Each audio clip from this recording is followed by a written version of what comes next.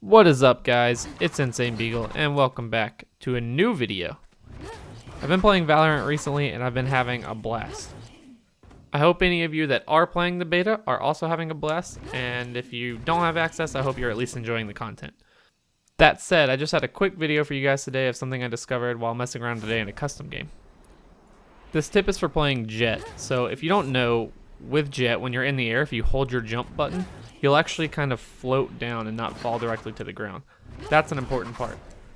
The additional thing to note about that floating state is that your accuracy takes a total hit. For a basis, here's a view of a full mag of pistol at a long range. Now this is what it looks like when you're falling.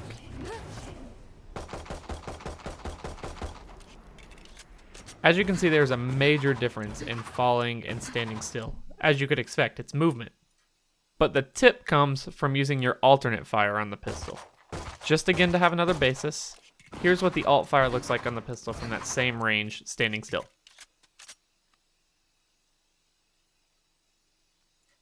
And here's how the alt fire looks while falling.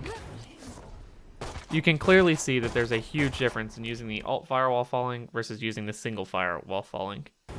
That's pretty much it for the video, guys. Hopefully this tip is useful to you. I'm not sure if this applies to other guns. This was just from the pistol I was testing in custom games. Good luck out there, and I hope you enjoyed the video. Peace.